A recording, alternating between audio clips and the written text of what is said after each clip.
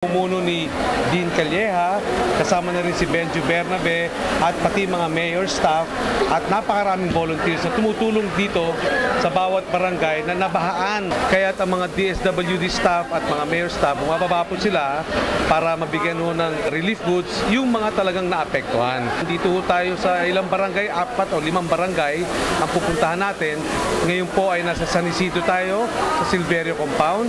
Pangatlong lugar na po ito ng ating pagdidistribute. Nagbigay din po tayo sa 2 barangay, sa barangay Donggalo at sa barangay Tambo. Merville, San Valley at Marcelo. Libo-libo po ang ipamimigay ni Mayor na relief goods para sa mga kababayan natin mga binaha itong nagdaang araw. Ang humigit kumulang po, nasa 15,000 families po ang ating mabibigyan ng konting relief goods sa pamamagitan ng Calamity Fund ni Mayor June Bernabe at ng ating sanggunian.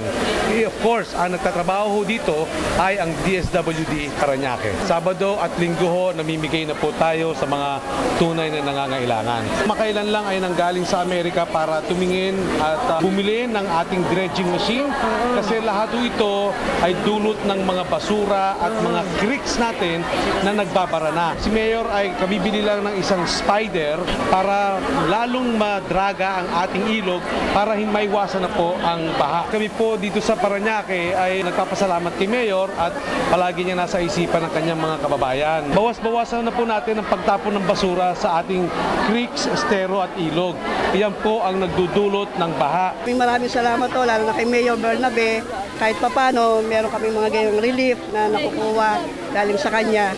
At lalo na kay Sir Roland. Bigay kami ng relief goods. Ito po ay temporary measure. Programa po ito ng DSWD, pinababa po kami ni Mayor Bernabe. Pero ang inutos din ni Mayor po sa engineering na mag-estero clearing din po. Kasi ito pong pamimigay ng goods, stopgap measure lang po yan. So yung long-term solution po ni Mayor, panatilihing malinis po ang aming mga estero at mga creek. Disrupted po ang kanilang pamumuhay. Ito po ni Mayor na within 2 days, mabigay na po yan lahat. At kaya naman po namin. Ang DSWD Parañaque ay handa pong tumulong sa lahat na nangangailangan dito po sa Parañaque City. Nag-umpisa na kaming kaninang umaga sa Barangay San Isidro at ngayon naman po nasa Barangay Moonwalk po kami. Meron po kaming Barangay San Valley at susunod naman Barangay Merville at Barangay Marcelo for today. 4 po na barangay. Ang ating mga napagbibigyan ngayon ay mga nakatira ho sa ating mga tabi ng ilog. Lahat po ng nasa salanta ay napagbibigyan ng ating mga relief goods at sinigurado po ng ating puting mayor na hindi sila mapabayaan. At ng nasalanta ng baha, tutulungan ng ating mahal na mayor. Kami po ay nagpapasalamat sa ating mahal na mayor June Bernabe, kay Benjo at kay Roland, ang kanya pong kapatid na hindi sumasawang tumulong dito sa aming barangay, lalong-lalo na sa mga kapatid nating mahihirap na nasalanta ng baha. Kaya ang sabi ko, Hataw Parañaque! So lahat po talaga ng barangay captains ay coordinated dito sa proyekto na to para masigurado lahat po ng ating mga nasalanta ay mapagbibigyan talaga. Sa ngalan po ng aking ama, Mayor June Bernabe, ating prolungsod, binabati ko po lahat ng ating televiewers at ating mga kaibigan dito sa lungsod ng Parañaque ay andito po ang ating puti mayor upang suportahan ang ating mga constituents at sinisigurado po niya na lahat po ng mga problema katulad po nito ay natutugunan ng kanyang administrasyon. Hataw Parañaque! Mga kaibigan, ang action man ng Parañaque City, Mayor June Bernabe at syempre po sa pangalan ni Councilor Benjo Bernabe at higit sa lahat ang tabayanan po ninyo. Ang magiging announcement mo, di ba? Hindi oh. Ang tabayanan po ng mga taga Parañaque, nakita nyo naman, very visible sa lahat po ng mga pangailangan ng mga Parañaqueños. Ganyan kasi ang kailangan kasama ni Mayor Roland Bernabe. Huli po, para po kay Mayor, tuloy-tuloy ang serbisyo. Ito po para kay Mayor ay isang Hataw Parañaque. Gabay Aksyon would like to thank the following sponsor.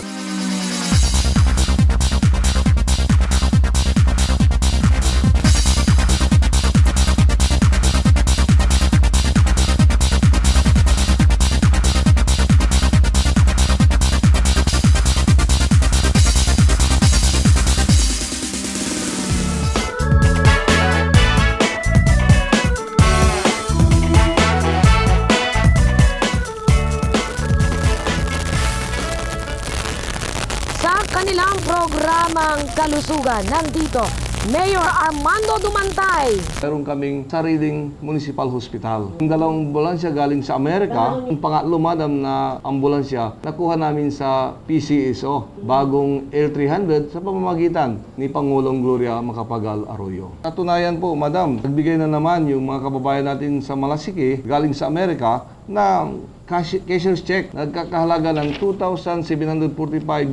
Ito ay gagamitin namin sa pag-renovate namin ng laboratory room ng aming hospital. Ang laboratory ngayon ay pwede ng secondary. Kaya tatlo na po ang hinire kong medical technologists para 24 hours service. Itong centers natin ay nahati po sa dalawa, madam, dahil malaking bayan, dalawang doktor din ang in charge.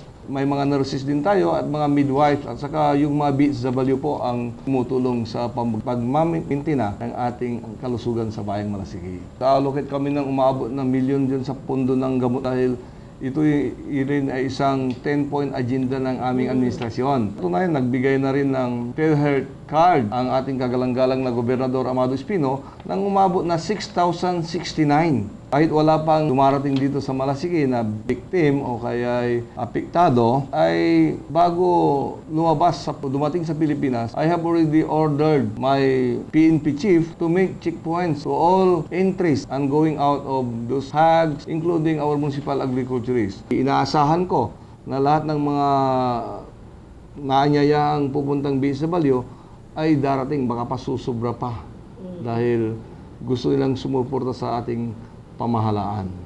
Inaasahan ko ang suporta ng aking kababayan na tuloy-tuloy para sa ganon matamasa namin ang aming inaasam-asam Asenso Bagong Malasiki. Masaya po tayo kasi kasama ko po ang masipag na konsihal ng lungsod ng Quezon. Siya po ang kasama ko sa pagsisimula sa himpilang ito at naging unang kaagapay ko. Mga kaibigan, kasama ko ang bagong henerasyon. Para sa akin siya ang tunay na lingkod bayan sa Quezon City. Walang iba kundi Councilor Bernadette Herrera D. Okay, kasama ko ngayon muli, hindi na bago. Ganda mo! Ang bagong henerasyon po. Ready na ba? Ang nag-encourage po sa programang ito, di ba? Na papunta po tayo rito. Siya po ang kasama namin sa pagsisimula namin sa impilang ito. Mga kaibigan, ang bagong henerasyon. Kamustahin ko muna. Mabuti. Kamusta, Tita Rose? Ito po, mabuti at masayang-masaya kasi kita mo naman itong another project na nilaunch ng TESDA kasama ng TEBSAPIL kung saan ako ang pangulo kasi dito ngayon ng lahat ng technical vocational schools dito sa Quezon City.